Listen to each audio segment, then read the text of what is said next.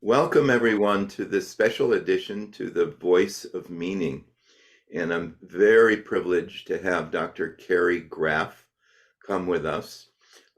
She's had a very interesting career, is a practitioner of lifestyle medicine, which you'll hear about, author of a book and a method called the Four-Leaf Method. I'm going to briefly read the dedication, which I think is powerful. To all innocent victims of humanity's collective failure to follow nature's eating plan for our species. So, what got you started with lifestyle medicine? Did you do that right out of medical school? Absolutely not. I went through medical school just like almost every doc who's out there, which is, you learn about pills and procedures and you hear a couple of things about nutrition, which you never actually run into in practice. I learned about scurvy, vitamin C deficiency, have not seen that in 26 years. And I learned about kwashiorkor, which is these big protruding tummies that you see in kids that are starving to death. Haven't seen that in practice. And then a berry, and I've seen that twice in my career, both times with alcoholics. But you don't learn about what you see every day, which is the food related heart disease and diabetes and hypertension and obesity and autoimmune disease. And so like the things that are super important, I didn't learn at all back then. And I practiced kind of the normal way in family medicine, with pills and procedures for 15, 16 years. Maybe it was 17 years. I have to do the math. And during that time, I really never really gave it a lot of thought. I did hear about the benefits of whole food plant-based diets back when it was called a vegan diet back then, back in 97, when I first came to Canandaigua, New York, which is where I practice. And I was on staff at the hospital there, Thompson Hospital. And Dr. Ted Barnett was the head of radiology there. And that was back in the day when you actually had to go down to the radiology department to look at the film when somebody had an x-ray. So one of my patients, and you actually rounded on your own patients. So I was down there looking at a film, a chest x-ray of a patient of mine with Ted. And his office was filled with all this stuff with food, basically vegetables and all the stuff about plant-based diets, but it wasn't called that then. It was just called vegan diet. And so I asked him about it, and he told me about all the wonders of vegan diets. And he's going on and on. I'm like, yeah, you know what? If this were true, they would have told me this in med school or residency. And since I didn't hear about it, I just kind of chucked him off for being kind of like a nut job. And yeah, and ignored him. So for that first part of my career, I was practicing kind of the normal way, pills and procedures, didn't really think about food at all. In the meantime, I developed a whole bunch of health problems. I had gained a lot of weight. Wasn't terrible, but it was, 25, 30 extra pounds. Um, Developed hypothyroidism. I had endometriosis and infertility. I do have two kids, but they're both adopted because I couldn't have kids. I had prediabetes, chronic depression, chronic reflux, chronic constipation, and it was really there was a day. This was back in 2013, and my kids were preteens, early teens, right at that point, and they had guilted me into getting Netflix because I was like a lame mom if I didn't get Netflix. So I got Netflix. And, I was pre-diabetic at that point. I was checking my sugars, and I checked a sugar after I ate some Chinese food, and I only had one serving, and normally I'd have two, so it wasn't like as much as I would normally eat. And my blood sugar was like 197 or 198. It was very close to diabetic range. I'm like, holy cow, that's bad. And since I just got Netflix, I had heard about the movie Forks Over Knives, and so I watched it, and I'm like, hmm, these guys are either onto something and just med school missed the memo, or they're just as crazy as that Ted Barnett guy, and I needed to find out. So I kind of spent the next 3 months really kind of just digging into everything I could read about plant-based diets and health. And I also did what we call an N of one, basically a study with one person, which was me. I stuck myself on a whole food, plant-based, low-fat diet, which was what the movie was recommending, just to see what would happen. And it was just like miraculous. Basically, from the very next day, all of my blood sugars were normal. So pretty much none of them had been normal before. They weren't in the diabetic range, but they were in the pre-diabetic range. They normalized instantly within a day. Um, my the chronic fatigue I had, the depression that I had, the reflux that I had, the constipation that I had, all of that got better. I was able to get off my thyroid medication. So it really kind of reversed everything except my seasonal allergies. I live in upstate New York, which is one of the worst places in the world for allergies, and that I still have. But that's the only medication that I take is just for my allergies. And I lost 25 pounds without trying. Like I was eating 50% more volume in food than I ever had, and yet I was losing weight. And so what ended up happening was that my patients saw me looking and feeling so much better, and they asked me what I was doing, and, I told them, "Oh, I'm just eating healthier." And then I would kind of expound a little bit more. And I kind of joke that I started talking about whole food plant-based diets for health, and kind of just never shut up. And that's really not far from the truth. So I merged and kind of incorporating this into my practice at that point. And I had a micro practice model at that time, which is a very small office where you only have one employee. You work out of a small space so that you don't have to have a big overhead. And it allowed me to take lots of time with patients. And I was my own boss, so I could do whatever I wanted. So as things came along where I realized that people needed more and more kind of support, I was able to build that in because I didn't have to get anybody's permission to do it, which was great.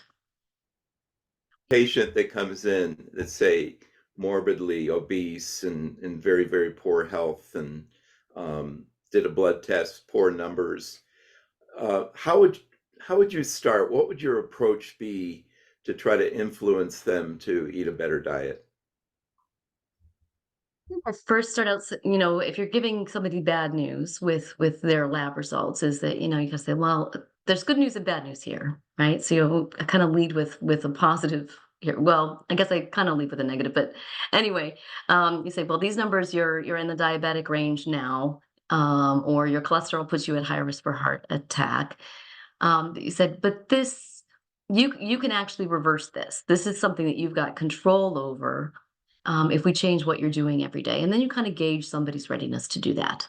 Some people are very ready. Other people are in a time in their life when they're going through a divorce and they're working two jobs and they're barely staying afloat and they just can't do it right then. But you at least plant the seed. And that's the nice thing about doing this, incorporating this into family medicine, is that lots of times when we'd like them to, when the physician would like somebody to move ahead with something, the patient's not ready yet. But then you're there 3 years later when they are, right? So sometimes you have to wait. And I have a lot of compassion for that because, I heard about this and then I sat on it for like 17 years before I did anything about it, right? Getting sicker and sicker the whole time and kind of sticking my head in the sand, pretending that it has nothing to do with my diet.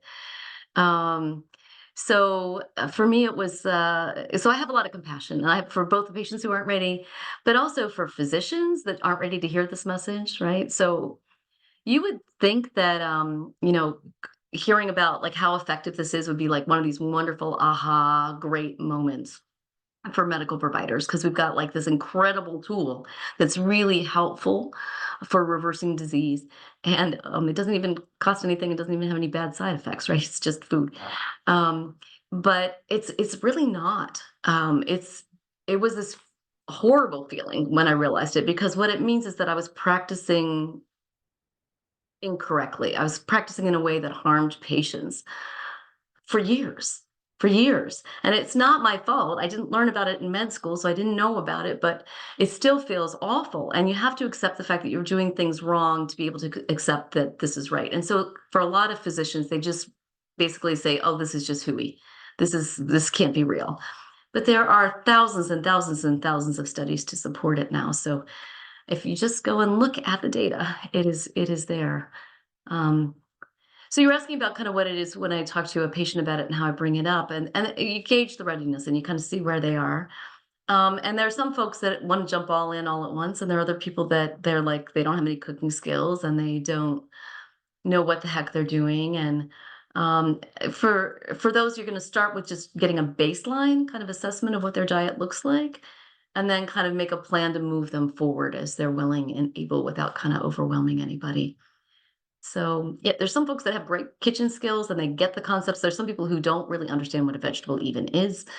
There are some folks who don't do any cooking at all. Trying to get them to follow this kind of right off the bat, you got to take more time and allow them to have some space to develop some skills first. Still, So you've developed this four-leaf method of eating. Can you take a few minutes to talk a little bit about it? And I know your website offers the book for free, and if you go into more, you'll see a link right to the website that you'll be able to download the book. But what's the principle of this concept? first, I just want to say that it isn't something that I created. It was actually created by Jim Hicks. He goes by J. Morris Hicks in his books because there's another Jim Hicks and it was confusing. But personally, he goes by Jim Hicks, so call him that. Um, so he created this, and basically it's a 12 question survey that will give you an estimate of what percentage of your calories are coming from whole plants, from fruits, vegetables, whole grains, beans, potatoes, and nuts and seeds. So it doesn't look about vegan versus not vegan. It doesn't look at, it basically includes just what's whole plants. And if you really look at the data, it shows that the higher percentage of whole plants as a part in terms of calories in your diet, the better off you do, the less heart disease, the less cancer, the less autoimmune disease, the better the weight. Basically, everything that everybody suffers with in the US gets better if the more whole plants as a percentage of the calories that they eat. So it's not necessarily about animal-based foods versus processed foods. All of that goes into the not so great category, and then the whole plants are in the positive category. And so it's 12 questions, and if you go through the 12 questions, this takes like 2 minutes, and it will give you an estimate of your calories from whole plants. This was incredibly helpful um, to me when I first started working with patients. So one of the assignments I would do when I would meet a patient, so maybe that patient that came in that you were describing before, I would send them out with asking them if they would please watch Forks Over Knives to start with. And then they would come back for a follow-up appointment and they'd be like, yeah, but I'm already eating a pretty healthy diet. And then you have them list out what they're actually eating, and they're getting about 10% of their calories from whole plants, maybe 15. And you're like, all right, there's one fruit a day in there, and there's 2 servings of vegetables, but everything else is not a whole plant. So I needed something that was like an objective look at what percentage of calories are coming from whole plants. And when I was looking for that, this is back in 2013, 2014, early 2014, I couldn't find anything that would give that estimate except for the four-leaf survey. And so I contacted Jim Hicks and asked him if I could use this in my office, and he was really thrilled. He'd actually moved off of what he was doing in terms of the four-leaf survey for human health, recognizing how important it is to get people eating plant-based for environmental health, for saving our planet. And it really kind of shifted away from the human health aspects of this for the most part. But he was happy to work with me on it because basically nobody was using his survey. So we came into this agreement that he would let me use the survey with my patients for free if I reported back to him how patients were doing with it. And so I kind of would give him intermittent kind of reports of how I was using it and kind of some of the successes I had. And a year later, he's like, we should write a book. So we ended up writing the four-leaf guide to vibrant health. And I wrote the chapters that were about human health, kind of using the experiences that I'd had with patients, and he wrote about the environmental impacts and why it was so important, kind of on a broader scale. The thing that was great about this book at the time was that other than watching Forks Over Knives, there weren't a lot of other places to send people. The China Study was out, but most people are not going to sit down and read the China Study. That's not your average patient population that's willing to read that. So the concept with the book was that it would be easy to read. The whole book would take no more than about 2 hours. The chapters were all like 4 pages in length, just something that was very doable for your average patient. And it would kind of give you the outline and make sense. And that's how we ended up setting up that book. So, as you said, Mr. Martin, the book is free in an ebook version from my website. So, if you go to www.carriegraffmd.com, and you'll see a button down the bottom to download the free ebook. You get it for free. If you want the in hard, well, it won't be in hard copy, in soft copy in your hand. I grew up with a family of English teachers, and I think e-reading is just the most bizarre thing. You can't write on it. You can't dog ear the pages. You can't. I don't know. It's just weird to me. So if you actually like the book, it's orderable off Amazon. Yeah, I I agree with you. I devoured the book online, but I also ordered a hard copy so I can make some notes on it. Um, okay, part of that guide, and I was very impressed, is I was that patient. I at one time in my life I weighed 240 pounds, and at the time I was only 5'5", 5'6", and slowly am down to normal weight. And I was that patient. I had suffered 3 heart attacks in my lifetime. I'm 73. And my last one, I was even thought I was healthy and plant-based, but I was eating some of the things that didn't give me points in your book. And as a result, luckily, it was what's called a silent heart attack. My cardiologist said you were in such good shape that you probably had collateral arteries and it didn't shut you down. But it was a wake-up call. And what impressed me is I think if you're at 90% or above, it's that this is the level you can reverse this stuff. Do you have any experiences of people actually, going from the brink and starting to reverse and get better? Oh yeah, hundreds, maybe 1,000 at this point. So, probably the one that comes to mind anyway is a gentleman who had congestive heart failure, horrible diabetes. He had renal failure. He was just a hot mess, and he was in such bad shape. He was pretty much sent home. What this is what he says when he came to see me was that he was sent home to die. He couldn't walk 10 feet to the bathroom without being horribly short of breath. But he started on an Esselstyn style diet, did it, kind of cold turkey all at once. And within a year, he was off two-thirds of his medication, and he's working out for up to 2 hours at a time at the YMCA and has become like this mini celebrity there. So just incredible results, and they're really proportional to how much change you make. He went all in all at once. When you're not able to even get yourself to the bathroom because you're feeling so poorly, you've got pretty huge motivators, right? He had no quality of life left at that point, so he had nothing to lose by going all in with this. Um, if you don't have that horrible disease to reverse, you may not have to go as far on the diet, right? But what you're going to see is that you need to go pretty far whole food plant based and keep that fat low if you've got heart disease that you're actually trying to reverse. Where that line is, we don't exactly know, right? But you want to keep it as close to whole food plant based and 100% with the fat being as low as possible. Usually, the lowest as possible is 10%. So that's the Esselstyn style diet. Nothing's been shown to be better than that yet. There's some concern whether we maybe there's some data that shows that adding nuts, that having nuts in your diet is helpful. It looks like nuts are helpful in terms of if you replace meat with nuts as a source, that gives you benefit. But we don't have any data about taking the Esselstyn diet, and which is that low fat, completely plant based version, and adding nuts to it. So until we have that data, I'm still promoting an Esselstyn style diet. Hopefully, we'll have some data on whether adding some of that fat from nuts back in is helpful. Well, it's my human nature sometimes to slip into temptation.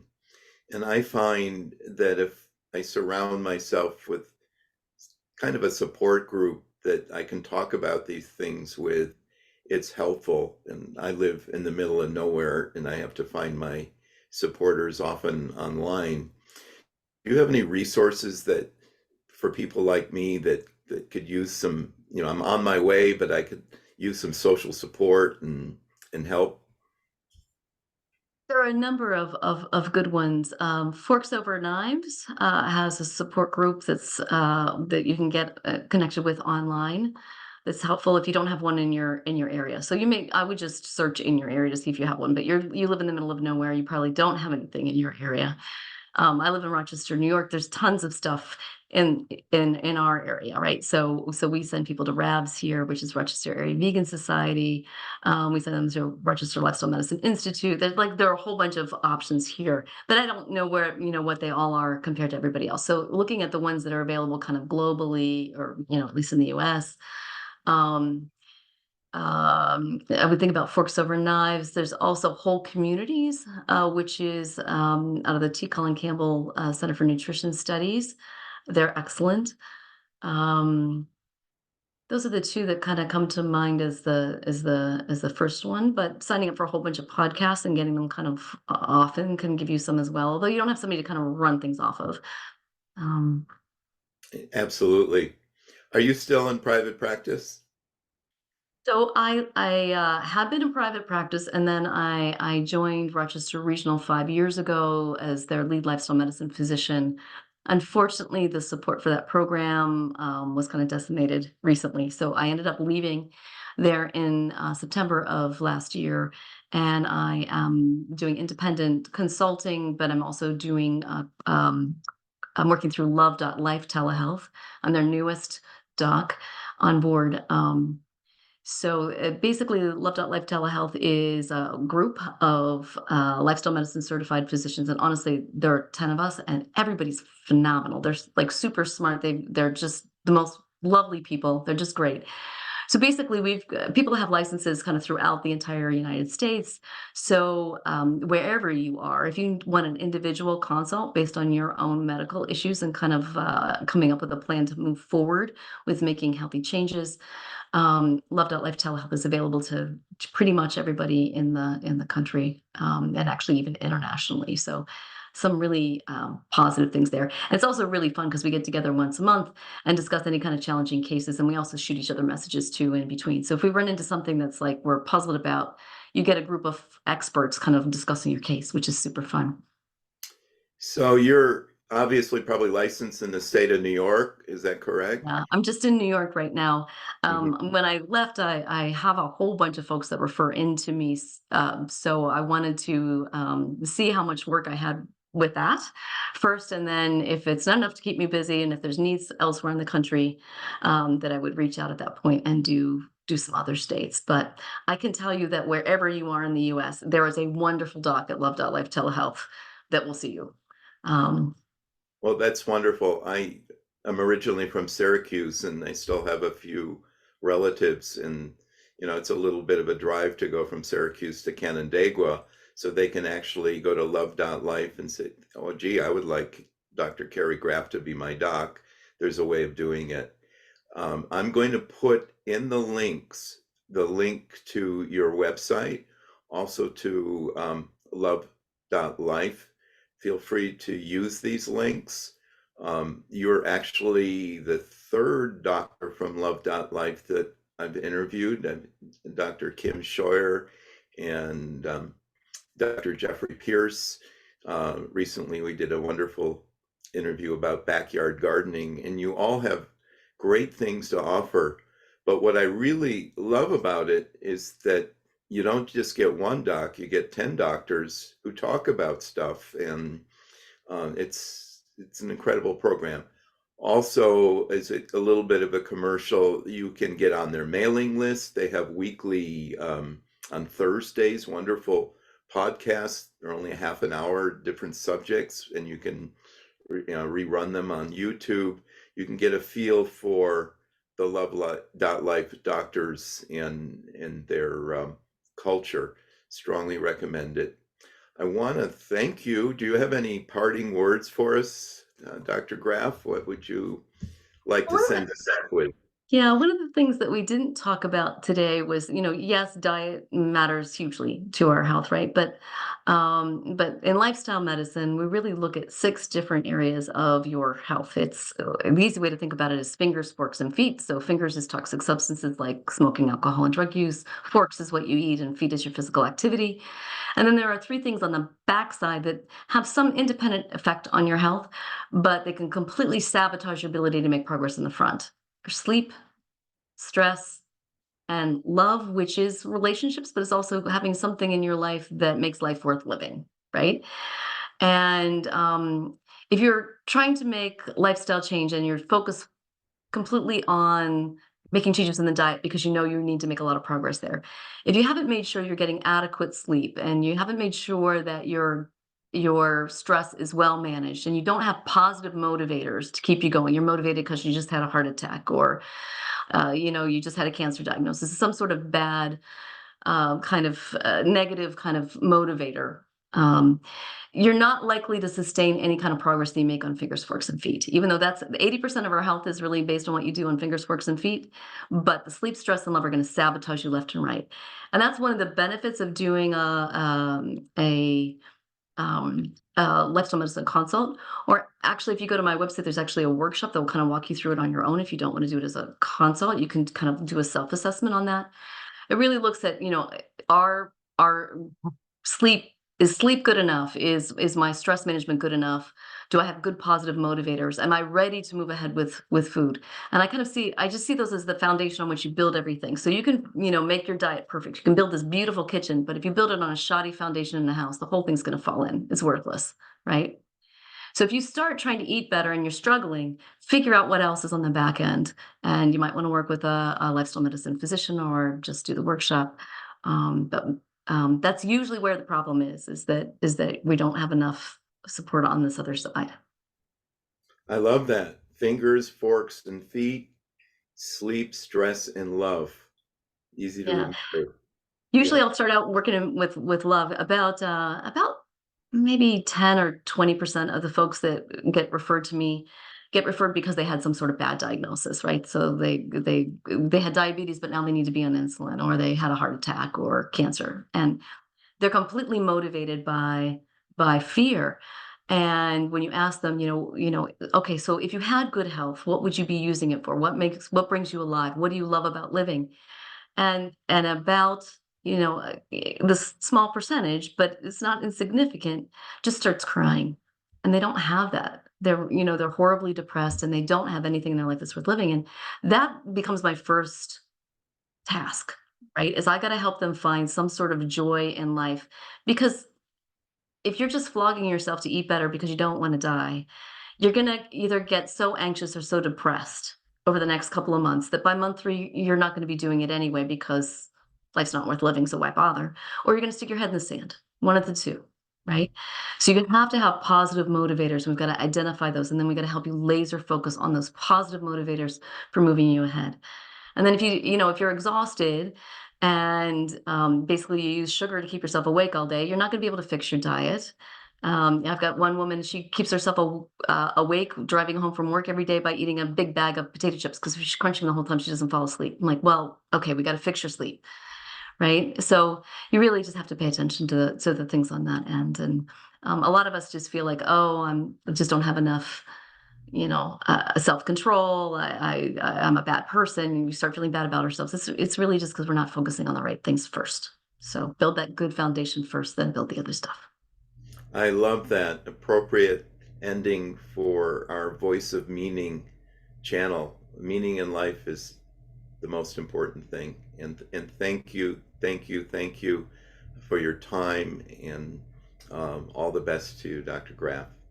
Thank Yeah. you for having me and letting me get the word out about it. Obviously, I love talking about it. I love seeing people get well. Bye bye.